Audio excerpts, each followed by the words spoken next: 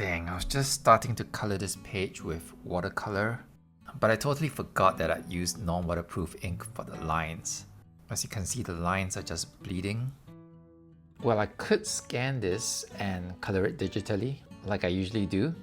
It works well, but I want to try something different today. Perhaps like this style which I did in the Ollie comics. I used the dip pen and gouache paint, and it looks like a straightforward artwork.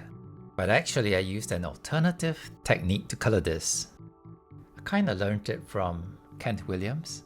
I do like how he experiments with digital and natural media to get some pretty surprising and interesting looks for his illustrations.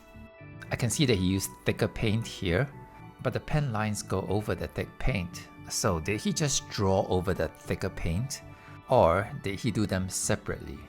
Here it looks like he did the dip pen on one layer, and for the coloring, it looks like he did it on tracing paper. Notice how the paper buckles? So I'm gonna try something similar with this comic. I'll have to put the lines on one layer and the coloring on a different layer, and then make the line layer transparent. First, to prepare the line layer. Scanning it. Now to clean up the line layer digitally and try to tidy up that wash that I did. Now it's clean, solid black lines again. Now I'm just doing some small touch-ups, but trying not to over polish it, because this is a diary entry and I want to leave it as authentic as possible.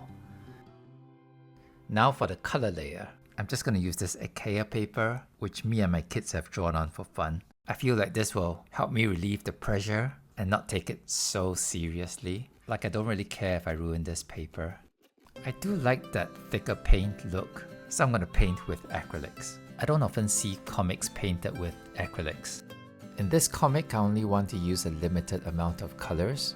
This will help me keep a more cohesive look. So I'm planning some warm colors and some cool colors, and also making some of them dark and some of them light.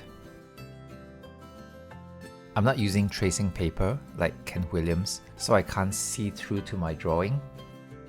Instead, I'm going to color beside my drawing. This will help me just roughly position my colors in the areas where they should be.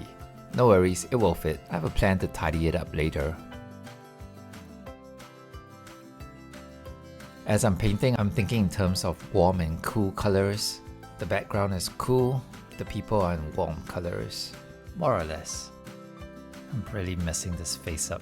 The good thing is that acrylic can cover over things. And I'm trying to simplify each scene into general blocks of color, really just generalizing, not trying to do any shadows or highlights. I'm trying to avoid going into small details because if I do, this will take a lot longer. Doing it quickly is one way I keep it fun and not stressful. Cool colors for the background and warm colors for the characters. I'll reverse it here with cool colors for the characters and warm colors for the background. This one is mostly a dark night scene. When it's dark, the colors are mostly cool, and I'm reserving the warm colors for the people. Just some final adjustments with paints. I'm thinking my color choices aren't perfect, but oh well, I'm going with this. I'll just improve with every try. Now to put the lines and the colors together. I'm scanning the coloring, and now I'm dragging them into the same file as the lines. The color layer is right now on the top, so I'm bringing the line layer above the color layer.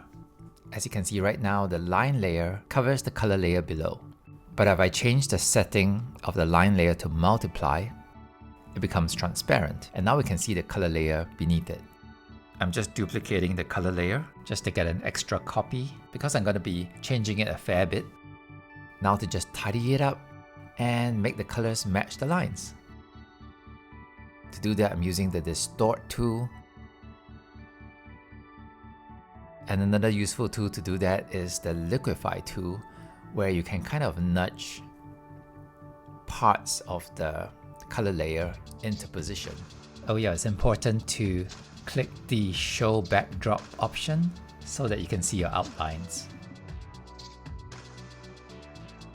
Of course, I don't want to overdo it, like I don't want to stretch it too much where the paint looks unnatural. In any case, it's not going to be a perfect fit, and it doesn't need to be. I feel that the colors can be loose and the outlines will just help define things later. Now I'm just doing some masking to remove the outside parts and just cutting this away. And I'll just draw this in. Now to do the same for all the rest of the panels. I could have painted the speech bubbles with acrylic as well, but I decided to do them digitally. I felt that it will make things a bit neater, though doing them with paint does give a more authentic feel to the whole thing. So you might be thinking that this is more troublesome than drawing everything digitally. And you're right, this is a more troublesome technique and it's definitely more time consuming. Maybe just a little bit more, because it does add on a few additional steps. Like scanning. Scanning can be a bit tedious. Sometimes it's not that much more troublesome, it's just 1 or 2 steps more.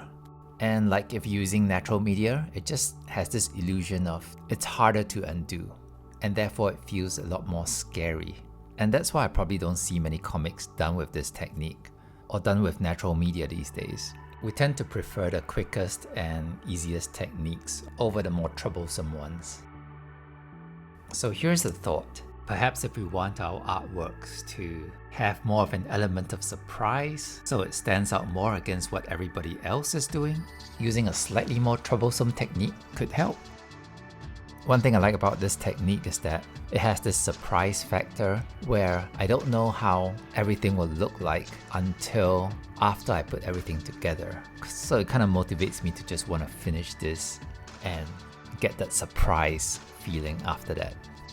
Right now I'm just enhancing the contrast in each panel, making certain parts solid black if I can.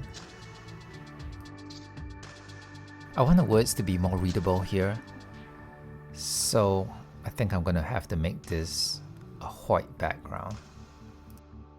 Using the color balance tool, I can further adjust the colors, like a bit warmer or a bit cooler throughout, but I'm deciding not to tweak too much. Enhancing the contrast a bit more. And this is how it looks. My comic painted with acrylic.